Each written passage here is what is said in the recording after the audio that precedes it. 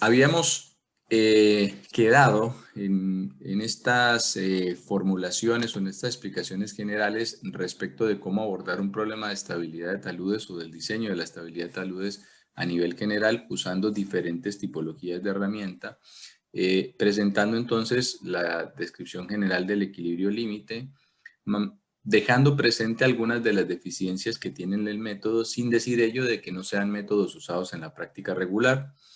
Creo que la principal inconsistencia que pudiese llegar a tener y que no necesariamente es un motivo para no usarse, pero que debemos de tener presente, es que los métodos de equilibrio límite se basan en una formulación estática, por lo cual no incluyen ninguna variable asociada al comportamiento cinemático, y eso conlleva a que la valoración de cualquier situación en la cual el factor de seguridad sea menor que 1, todo se engloba en el mismo tipología de comportamiento, es decir, un factor de seguridad de 0,4 o de 0,9 desde el punto de vista de la cinemática, del desplazamiento que se puede generar de ese bloque deslizante para efectos metodológicos es igual, es decir, yo no necesariamente lo puedo volver más crítico. Todo lo que está bajo el 1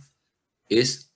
rotura y punto. No es que uno esté en más o menos rotura, es rotura y se acabó, y no hay ninguna formulación que satisfaga los criterios del principio cinemático en el caso del método de equilibrio límite. Y asimismo predefine una superficie de falla que sabemos que en el comportamiento real de un talud es una falla que es progresiva. Los métodos de equilibrio límite o los que predefinen una superficie de falla no lo incorporan esa progresividad, pero también somos conscientes de que la condición progresiva pues tiene unos efectos quizá más relevantes en suelos con comportamiento mucho más dúctil que los de comportamiento mucho más frágil.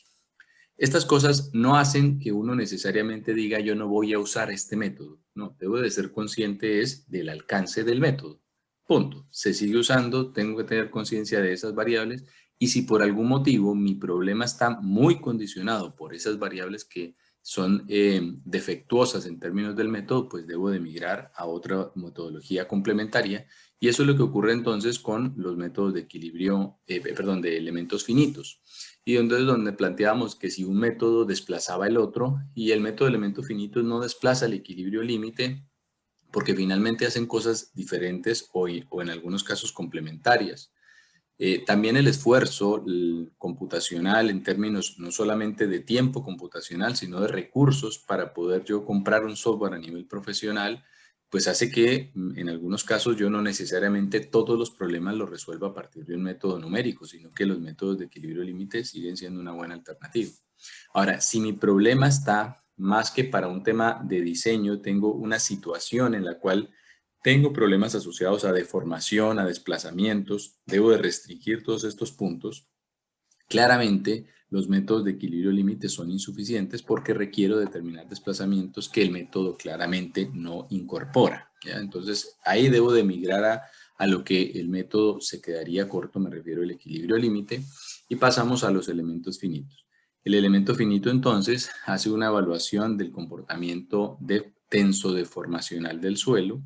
y me establece estados de tensiones y de deformaciones, por lo cual de forma directa no calcula o no busca calcular un factor de seguridad para una superficie de falla predefinida, sino que más bien lo que yo busco es definir dónde está mi superficie de falla. Dado que los métodos no incorporan un factor de seguridad, me refiero al elemento finito, no incorporan un factor de seguridad de manera directa, como habíamos también hecho la introducción en la sesión anterior, una alternativa es usar el método que se denomina el Strange Reduction Factor o el Strange Reduction Method, que básicamente consiste en resolver mi problema aplicándole un cierto factor de seguridad o un cierto factor de reducción a los parámetros de resistencia. Esto básicamente consiste en decir que voy a resolver mi problema usando el phi y el c con el que tenga el suelo en condición natural. Después le aplico un factor de seguridad a ese phi y a ese c, estrictamente hablando a la tangente del phi y a la cohesión, y lo divido por un factor, 1,3 por decir algo, y resuelvo nuevamente mi sistema. Si mi talud no fallara, pues quiere decir que por lo menos yo estoy un 30%, con un 30% de seguridad, porque incluso reduciendo mis parámetros de resistencia, todavía no llegué, no alcancé la falla. Y así entonces voy aumentando ese factor de reducción hasta que se genere la falla. Entonces, si se generó la falla reduciendo en un 50% mis parámetros de resistencia, pues eso quiere decir entonces que yo tendría un factor de seguridad de 1,5.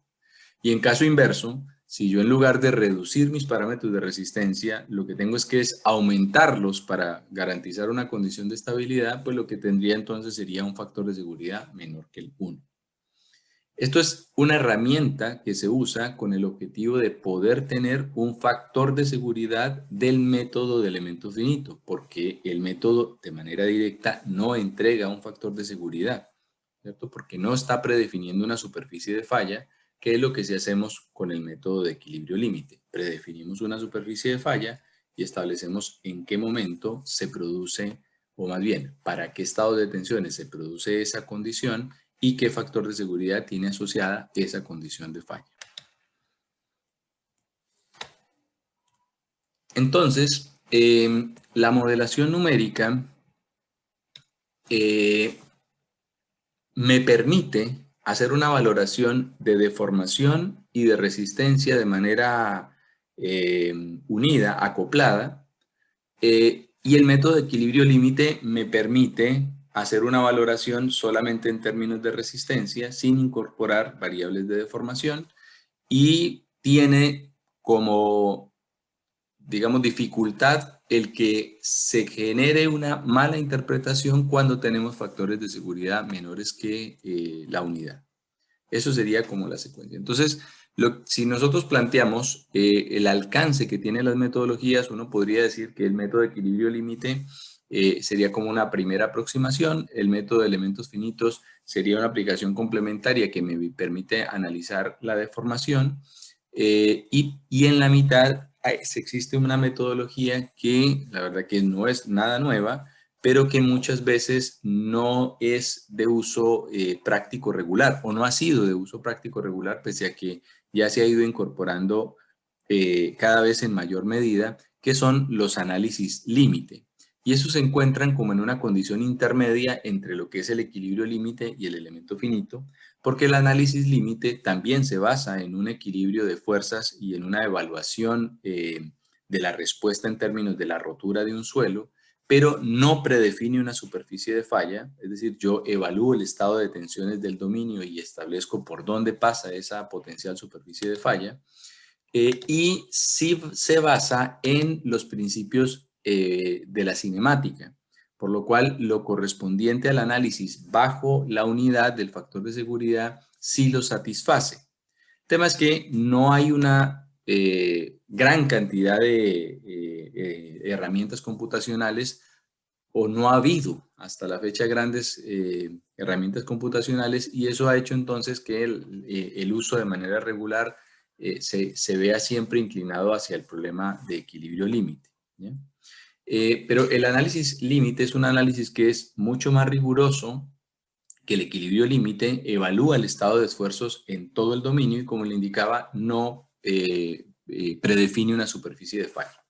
Hay dos tipos de solución, que no es el alcance del curso entrar en ese detalle, pero para que ustedes lo tengan como referencia, los métodos que generalmente le atribuyen como el upper bound, la frontera superior, y el lower bound, la frontera inferior, son dos tipos de formulación que nos permiten establecer las condiciones límites de resistencia, ¿ya?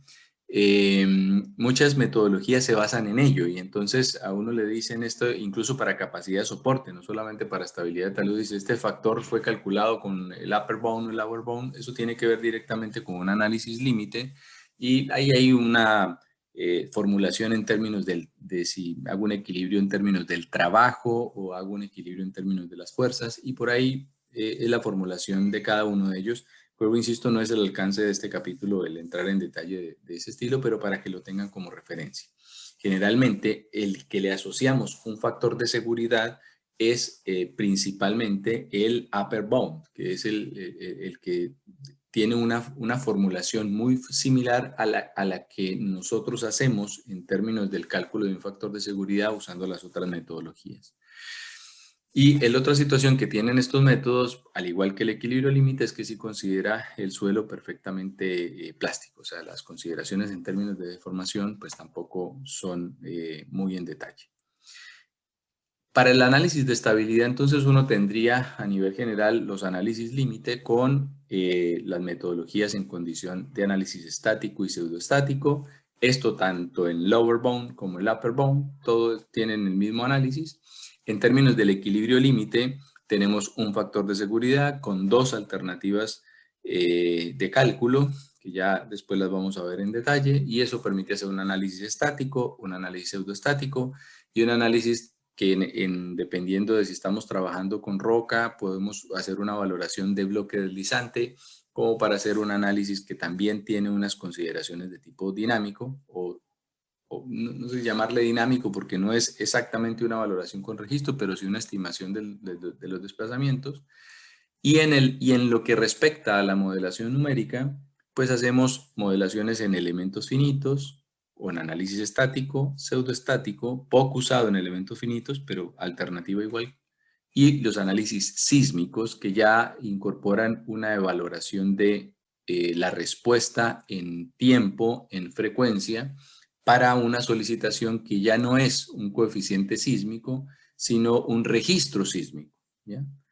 Y en los métodos de diferencias finitas, que también es una alternativa de modelación numérica, pues tienen la misma secuencia, análisis estático, dinámico, perdón, pseudoestático y sísmico o dinámico.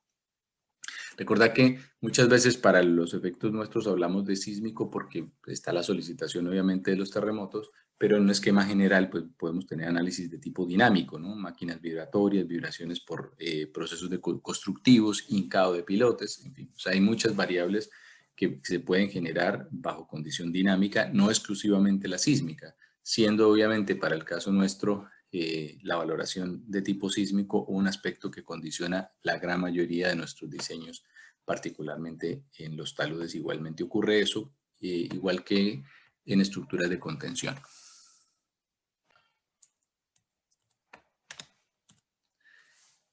Los métodos ya para determinar el factor de seguridad según las metodologías de equilibrio límite hay de un amplio espectro. Yo acá menciono o indico algunos de ellos en términos de la tipología de la superficie de falla que están analizando, o sea, la geometría más que tipología, cómo hacen la formulación del factor de seguridad, si en términos de un equilibrio de fuerzas o de fuerzas y momentos o solo de momentos. En realidad la mayoría son en términos principalmente de fuerzas y momentos para garantizar un equilibrio local y global en el sistema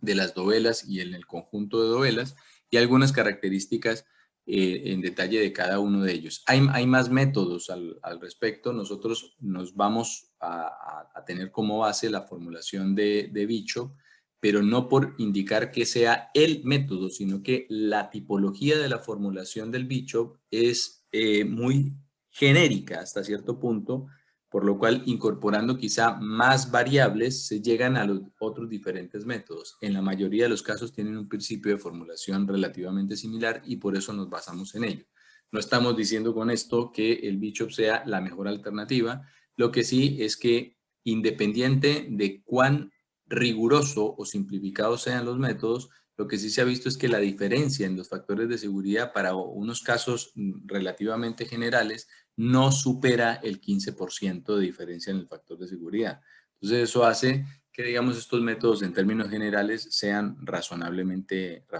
estables, ¿ya? En términos también de la tipología o de la geometría que nosotros podemos tener de la falla, puede haber algunas variantes que hay en estos principios de equilibrio límite. Hay algunos que hacen una formulación mucho más rigurosa con una mayor cantidad de variables del problema, y así entonces uno los puede dividir en una condición de metodologías como aproximadas y una que son un poco más exactas o más rigurosas, ¿ya? Decirle exacto es un poco ambicioso, aquí no estamos hablando de exactitud más bien, sino que yo tengo una resolución matemática en el cual no necesariamente requiero algunas simplificaciones y puedo incorporar la mayor cantidad de variables asociadas a las cargas que están allí involucradas. Eso lo vuelve más riguroso, no necesariamente la exactitud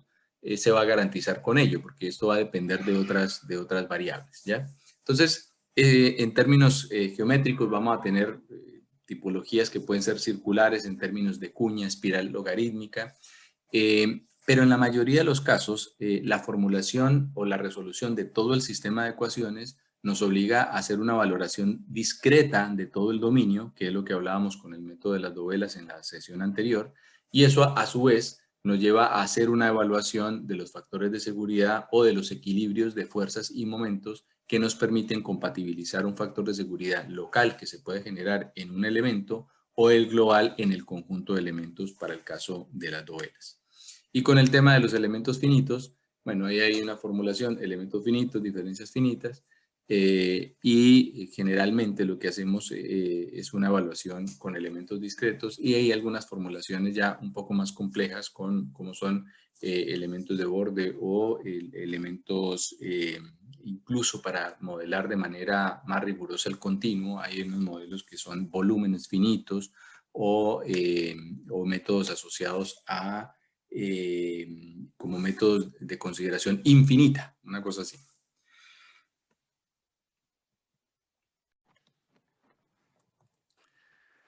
Les decía entonces que los factores de seguridad, según los diferentes tipos de métodos, no tienen unas diferencias sustanciales, por mencionar algunos de ellos. Uno puede encontrar para un caso determinado variaciones, no sé, 208 a 193, un rango relativamente estrecho de variación. Claramente, cuando nosotros estamos en el límite que el proyecto nos exige, pues esto puede ser un tema, ¿no? O sea, si a mí me están exigiendo un 1.5 y resulta que con un método me da 1.4 y con el otro me da 1.6, entonces dice, bueno, uso el método que más me convenga y qué sé yo. Pero realmente muchas veces en la práctica lo que se hace es que uno evalúa la estabilidad con más de un método, ¿no? Hay algunos métodos que son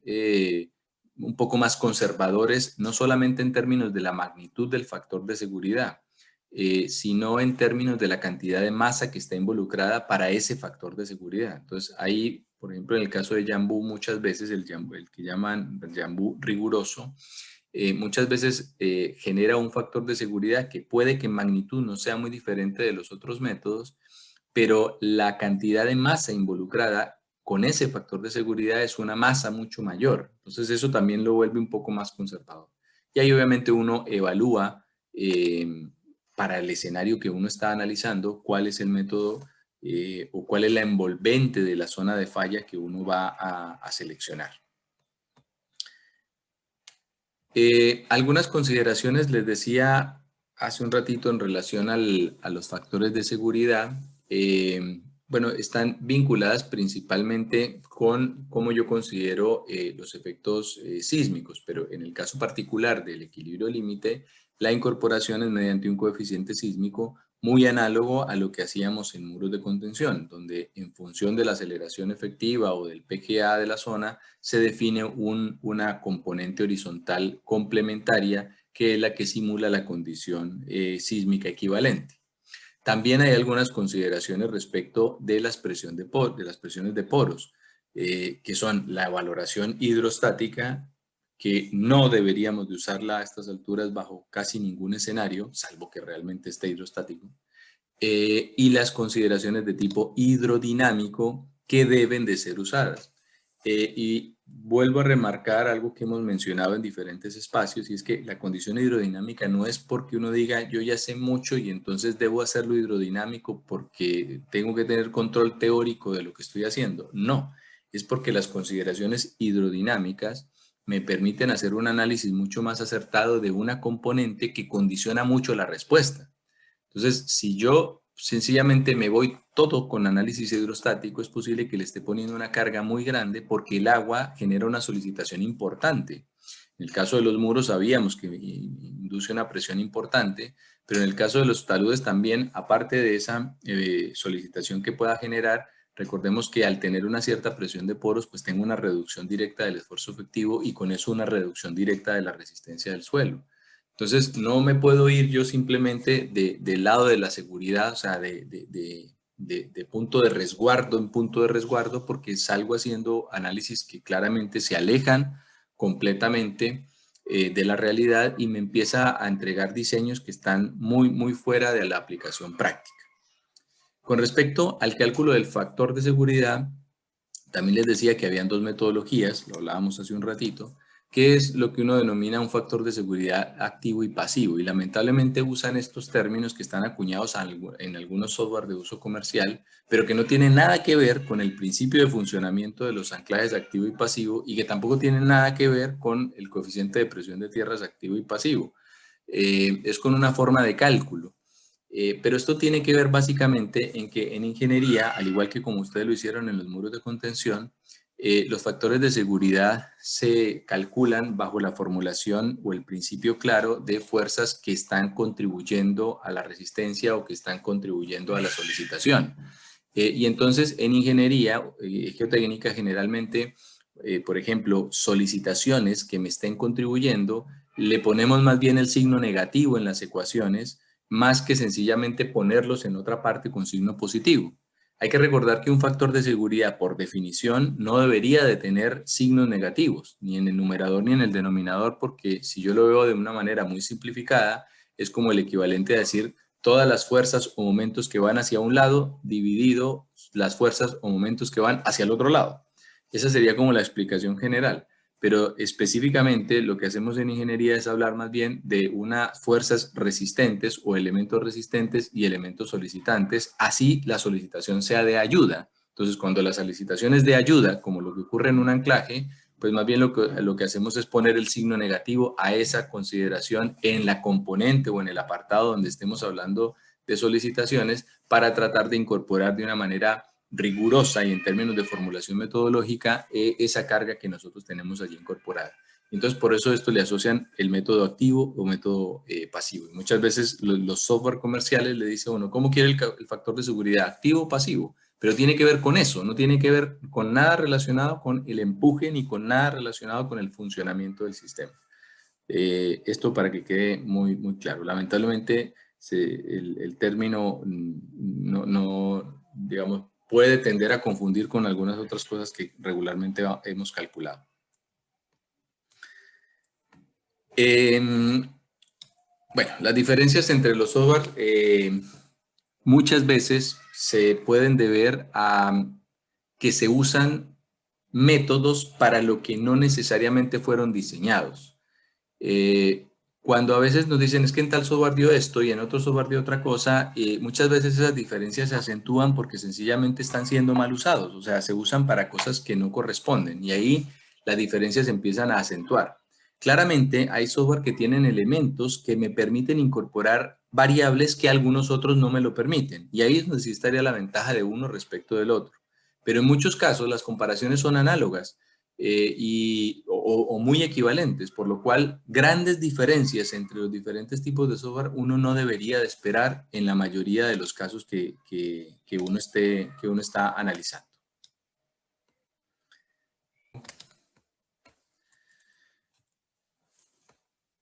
Bueno, aquí lo que tenemos es un resumen, algunos comentarios generales de los diferentes tipos de métodos. Esto ya los dejaría para que ustedes lo revisen con mayor detalle porque son los que he venido mencionando en términos de las consideraciones de reglas de flujo, en términos de las superficies de falla y algunos criterios de selección que pudiesen darse al momento de tener un problema determinado. Ahora, es bien importante, sí, que ninguno de estos métodos permite hacer una evaluación de la estabilidad de un suelo residual de manera rigurosa, porque recuerden que el suelo residual tiene un mix de tipología de falla que estaría entre lo que corresponde a una falla como suelo y a una falla como roca, ¿ya? Y ahí puede haber una diferencia muy grande en términos de comportamiento. Así que es bien relevante tener presente de que es muy difícil predecir el comportamiento de esos casos, ¿ya? La estabilidad dinámica en la mayoría de estos métodos se analiza mediante un método pseudoestático, que es la incorporación de una sobrecarga, Y esto, pese a que pudiese uno decir que es una simplificación muy general o digamos, corta en términos de la profundidad, hay que tener presente de que cuando yo hago un análisis con registro sísmico, que pudiese uno decir que ya es mucho más riguroso y que deberíamos hacerlo siempre así, esto no es simplemente que yo le pongo una carga sísmica a mi problema y se acabó. Cuando yo pretendo hacer un análisis con registro, se abre un abanico de muchas otras variables, como son incorporación de variables asociadas a dónde está el basamento rocoso, cuál es la geometría del basamento rocoso, y eso implica hacer sondajes hasta alta profundidad si quiero hacer un análisis adecuado. ¿Qué tipo de registro sísmico vamos a analizar? ¿Cuántos registros sísmicos vamos a analizar? ¿Tengo registros sísmicos medidos en roca o no? ¿Tengo caracterizado correctamente mi columna de suelo en términos estáticos y en términos de respuesta sísmica? Todas esas variables se deben incorporar si yo pretendo hacer un análisis con carga sísmica, con registro sísmico. Entonces no es como que simplemente yo digo, no, esto es muy simplificado el análisis estático y voy a hacerlo más riguroso. Sí, pero cuando lo hago más riguroso no es simplemente ir y meter una solicitación y modelar, porque si yo lo hago y todas estas otras variables no están siendo consideradas, el resultado es o nulo o sencillamente no estoy incorporando nada de lo que yo realmente quiero representar. Entonces debo de tener claro esos puntos en términos de los cuestionamientos del uso de una metodología u otra. Muchas veces también pasa de que nos hablan de que se modeló la respuesta y se modeló la respuesta en equilibrio límite. Ahí no estamos modelando ninguna respuesta. No estoy diciendo con eso de que el método sea malo o insuficiente, pero la respuesta no la estamos modelando, no estamos haciendo una evaluación tenso-deformacional del suelo, sino que estamos simplemente determinando mediante un software que tiene programado todo el sistema de resolución de ecuaciones del método de equilibrio límite un factor de seguridad. No por eso sea menos útil, vuelvo e insisto, pero no se está modelando la respuesta. Adicional a eso, y debido a estas consideraciones de la respuesta que acabo de indicar, muchos software incorporan análisis de desplazamiento dinámico con métodos equivalentes, como son el método de Newmark, que lo vamos a ver acá, y el método de Matisse-Sid, que también lo vamos a ver acá, que también lo podemos obtener mediante o de una forma relativamente simple. Eso es lo que hacen cuando establecen estos métodos, el desplazamiento sísmico, y ustedes van a verlo en detalle más adelante. Pero no es que se esté haciendo un análisis de la respuesta en términos dinámicos con un registro, porque eso involucra mucha mayor cantidad de variables. ¿Se hace en algunos casos? Claro que sí, los análisis de estabilidad de presas, en muchos análisis de respuesta de sitio se hacen estas valoraciones, pero no es como que en lo habitual uno venga y ponga un registro sísmico para hacer un análisis de un talud. Entonces hay que ser bien cautelosos en esos aspectos. En lo que respecta a los métodos que nosotros vamos a analizar, como les decía, muchos de ellos son algunos más rigurosos que otros en términos de la resolución, pero el principio de funcionamiento es relativamente similar. O sea, yo hago una discretización del dominio en subelementos y en ellos establezco un equilibrio o evalúo un equilibrio que me permite determinar un cierto factor de seguridad, ¿ya? Es que es lo que nos convoca, digamos, a esta segunda parte de este capítulo.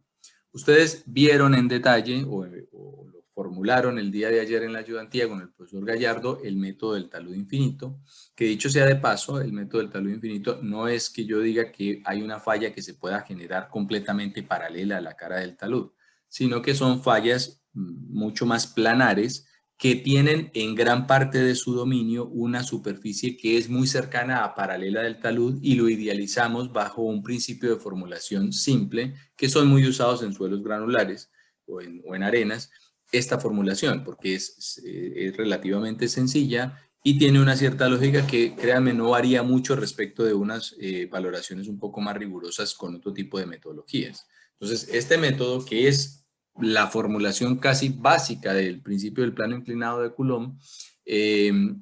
nos permite hacer una valoración del factor de seguridad incorporando nuestras variables de resistencia, cohesión y fricción, siendo usado predominantemente para suelos donde la componente friccional sea la que predomine en la respuesta del terreno. Y digo esto para que no se confundan con el hecho de que uno no pueda usarlo cuando hay cohesión, que es otra cosa que muchas veces me han indicado. Es decir, si hay cohesión no lo puedo usar. No, sí lo puedo usar. O sea, yo puedo usar cuando hay cohesión y cuando hay fricción. Lo que pasa es que tengo que ser consciente de que si mi cohesión es la que predomina en la respuesta del material, pues no tiene mucho sentido usar talud infinito porque la tipología de la falla es una tipología más circular o por lo menos no lineal que planar, ¿ya? Así entonces hay algunas variables o variantes en la formulación que ustedes ya empezaron a analizar. Estos métodos o este método en particular se basa predominantemente en un equilibrio de fuerzas, por lo tanto la formulación es muy sencilla y cuando busco incorporar la componente sísmica, pues lo que hacemos es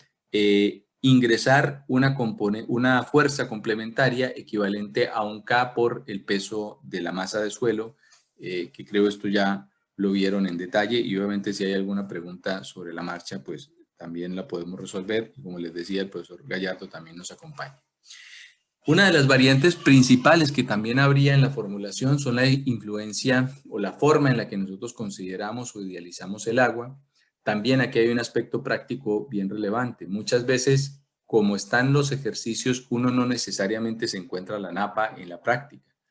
Pero eso tampoco es que invalide el usar un método, sino que en algún momento, para poder representar adecuadamente mi situación, tengo que idealizar mi problema, ¿no? Entonces, digo, esto es predominantemente el caso X o el caso Y, y a partir de allí entrego o uso una determinada metodología.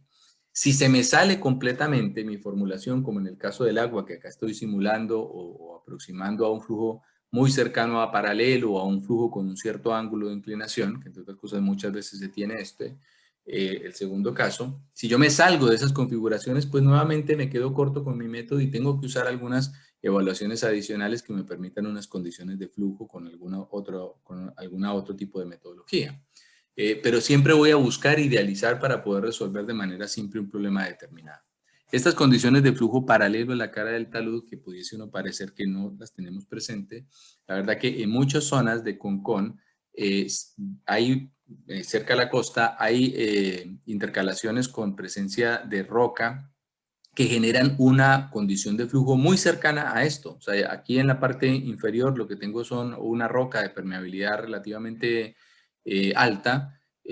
baja, o sea, muy impermeable y genera como una suerte de flujo sobre la roca. Y situaciones como esta muchas veces la hemos tenido en suelos granulares ahí cerca al borde costero entre Concón y Reñaca, donde esta valoración aplica directamente. O sea, tiene una condición muy cercana a esto, obviamente cuando la geometría es similar. Ahora, ¿por qué la geometría del talud va a ser similar a la geometría del basamento rocoso? Pues por un tema de depositación. O sea, si son suelos transportados o suelos que se han movilizado, pues la adecuación topográfica va a ser muy seguramente muy similar a la topografía con la que tiene el basamento rocoso y por eso muchas veces uno empieza a tener topografías equivalentes entre esto y esto.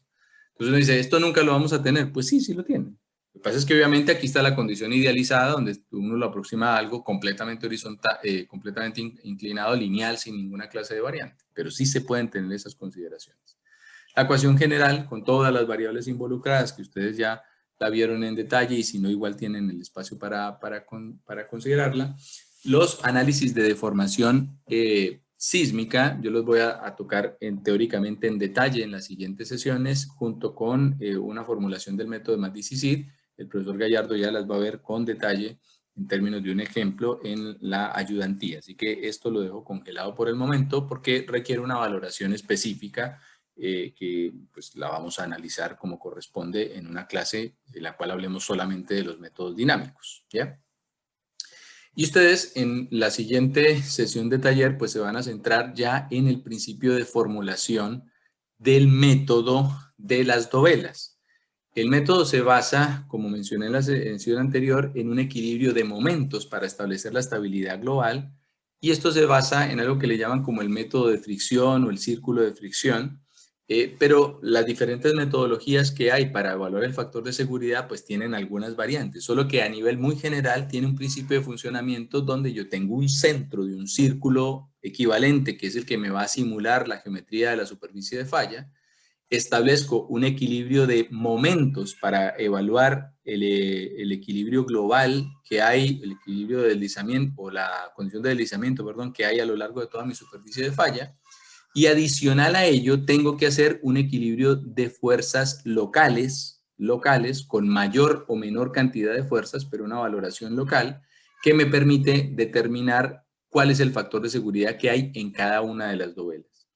Y por formulación, teniendo claro que el equilibrio de fuerzas, tanto global como local, me debe generar un único factor de seguridad, porque no estoy analizando ninguna condición de falla progresiva, pues evidentemente yo tengo que compatibilizar los dos factores de seguridad para que el factor de seguridad completo, el global, pues me dé la misma magnitud. Así que uno de los métodos que vamos a mostrar, y como indicábamos al inicio, que buscamos compatibilizar para que sea como punto de referencia del uso de otras metodologías, es el método Bishop simplificado, que ustedes lo van a ver, bueno, lo vamos a